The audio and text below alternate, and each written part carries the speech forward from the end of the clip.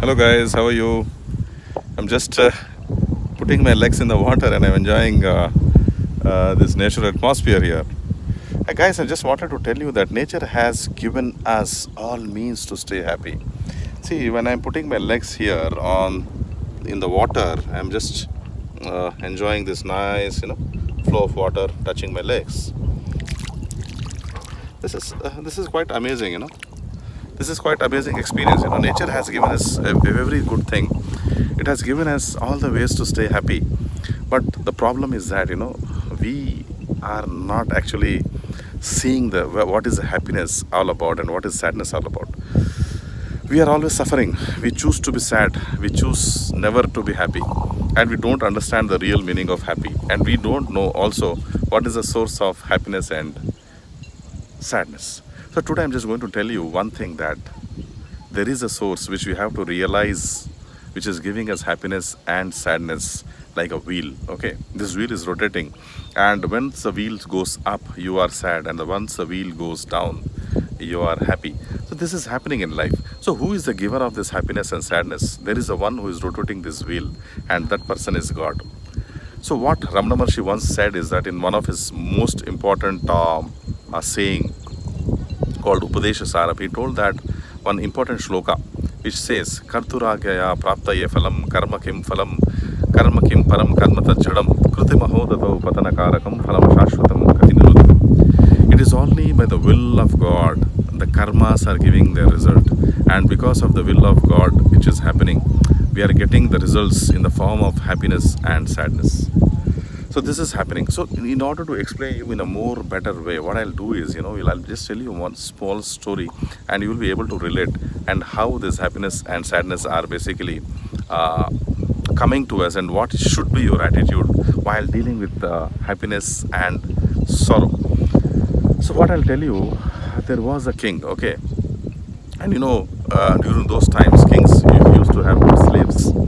So this king had a very good slave, and he used to like him. He was a very trustworthy one, and he was a very reliable one. And always wherever he used to go with this slave, and he used to take him along with him in all the places he used to go. At one time, this king went to a forest. Okay, he wanted to do some ride in the forest, so he went in the forest along with his slave, and there he roamed for a long time. And after roaming for a long time, what happened is that they found a tree, and on the tree they found a very beautiful fruit which was there hanging on a tree. This was only one fruit, okay, and they thought of eating it together. So what the king did is, he plucked that fruit from the tree, and he started cutting that fruit, and he piece by piece he cut all the fruit, and he started giving it to the slave.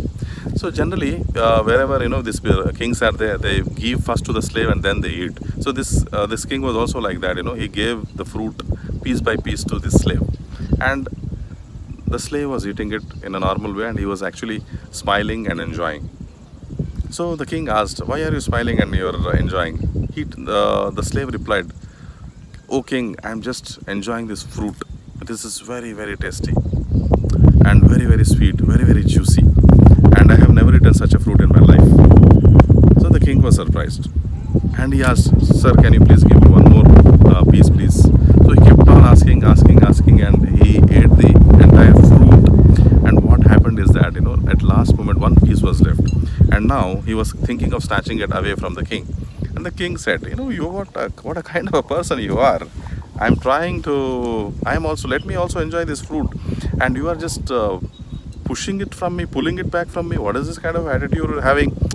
I've given you best of the things in my life, and at this moment you should have at least care for me, think for me, but you're not doing this and just pulling away, snatching away the fruit from me. What is this? The slave replied, "Sir, I want to enjoy this fruit anyhow. Please give it to me." The king said, No. You have eaten the entire fruit. Let me taste one piece of it." So he took the last piece, and the king ate it. And he found that this was a very bitter fruit, and it was tasting like a poison. So much bitter. So he asked the slave, "Are you gone mad? You are enjoying this fruit all the time and you did not complain anything about this fruit. What a kind of attitude you are having. The slave replied, Sir, all these years you have given me the tasty fruits. All these years you have given me juicy fruits. All these years from your hand I am been getting the best of the fruits, food and cuisines. And today, after so many years, I got only one fruit which is bitter. So I thought I should never complain about this. And I was only seeing your hand in it. I was not seeing the fruit is bitter or juicy, the fruit is tasty or not tasty. I was not seeing it was juicy or non-juicy. I was not seeing it is a fresh one or not a fresh one. I was just seeing your hand, and your hand is that it is giving me the best of the things. So why should I complain? I have gone above it, and I can see only your hand. And for me, there is no taste because I am above the negative or a positive side of the things which you are offering me. So this is what the attitude of a slave was, and when you know that all this happiness and sorrow are just coming from nothing but from the hands of the God, the happiness, your complete perception, your complete thought process about the sadness or the sorrow or the joy or the happiness will change. Why I am telling is that when you see that everything is given by the hands of the God, hands of the God, and if you can see everything as a gift of God, and if you can see the hand of God in every sorrow, every suffering, or every happy situation, what will you see? At one point of time, what will happen is, the situation of happiness, sorrow, and state of equilibrium.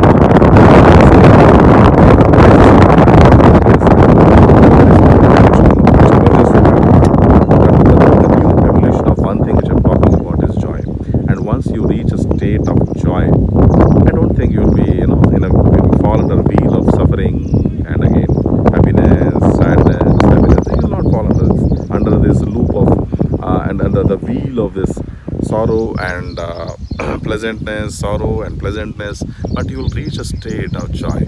So this is all will happen when you can see. So this is the thing. So people are seeing the duality. So what you have to see is non-duality. There is only one single thing which you should be able to see that, and that non-duality is the hand of the God. And once you are able to see the hand of the God in every act, in every situation, suffering or in pleasantness, what you see is that you enjoy, you gain that high amount of pleasantness, you get that high amount of joy in your life.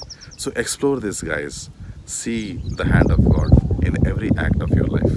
Bye, guys.